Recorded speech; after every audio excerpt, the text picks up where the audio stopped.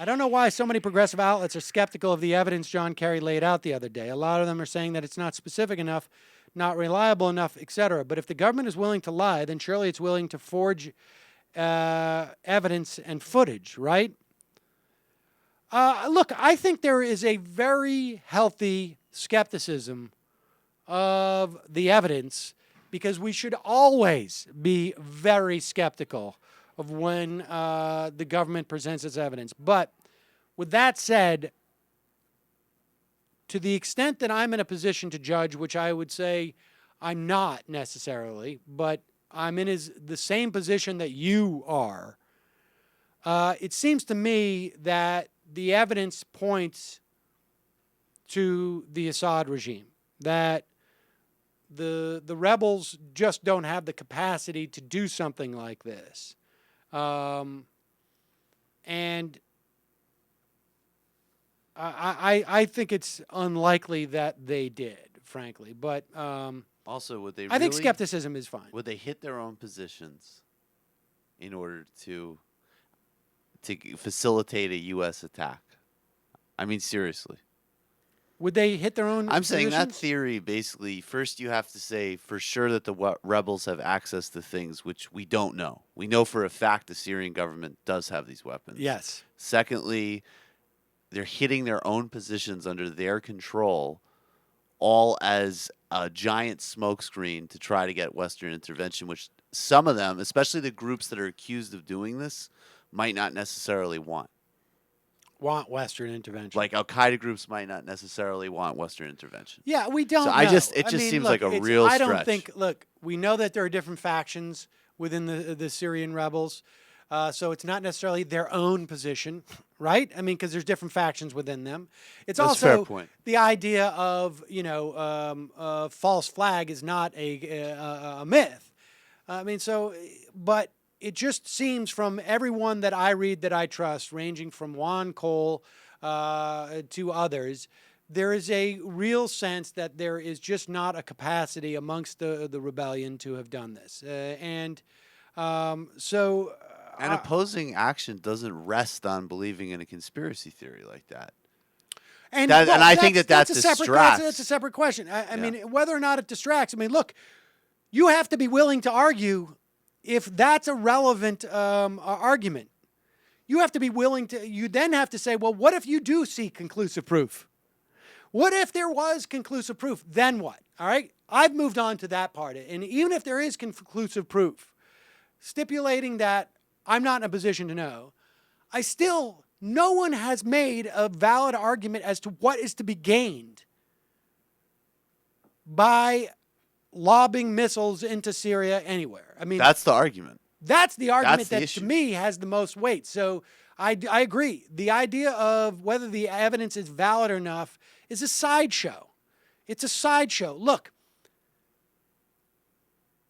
the Obama administration clearly, by any means, has some hesitation involved. Their desire to strike, look, had they struck Syria, even if it was just symbolic in some way, I think that what would have happened had they done that? Would there be people lined up for impeachment in this country? Absolutely not. Maybe some of the Republicans, and that's the best thing that the Obama administration could hope for from a political standpoint. The reality is that we have an ongoing drone program that only became controversial in some respects because it was so ongoing. But had the Obama administration launched a unilateral strike a week and a half ago, I can almost guarantee you that we would not be talking about it in 2 weeks from now. There may be further complications as to whether or not, like, okay, Assad has done it again. What are you going to do? I just don't think that there is a real strong desire by the Obama administration, frankly, to to get involved in a war in Syria. I think President Obama, I think the reasons why they want to do this are probably, frankly, more vacuous. I mean, which in some respects is even, I don't know if that makes it worse or better.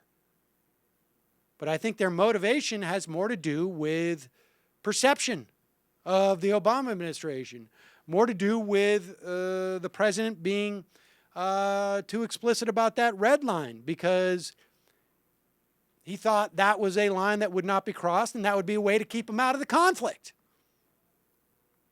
And that was a gross miscalculation. Did you hear what he said this morning? There's red lines and there's bright red lines. He said, I didn't create the red line, the world did, because of the International Conventions on Chemical Warfare. Well, then it's up to the world. Then it's exactly, that exactly leads to your point. Some right? international body, the UN, to do something about it.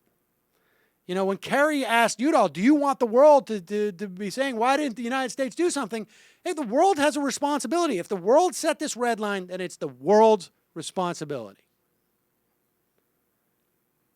And in an absence of an attack now, there is still no compelling argument as to why the United States can't just act unilaterally.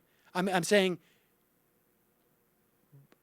to the extent that they can act unilaterally now, that we can act unilaterally now, which I have some questions about, and think that we don't have any type of international or legal regime in which to hang this. But to the extent that anyone's making the case that that the United States can act now to bomb Syria, there's nothing that precludes the United States from acting in the event that Syria does it again.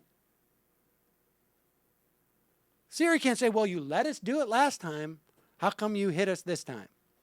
That's the argument that, you know, literally my daughter would say. And I say, you know why? Because this time is a different time. End of conversation. So, and some are claiming the evidence presented isn't compelling enough because the UK Parliament rejected military action, but isn't it more of a function of a willingness to go to war rather than less credible evidence? I think in terms of Great Britain, it is. I mean, Russia is claiming it's a function of evidence, but I think, you know, they need to see, they're making a calculation.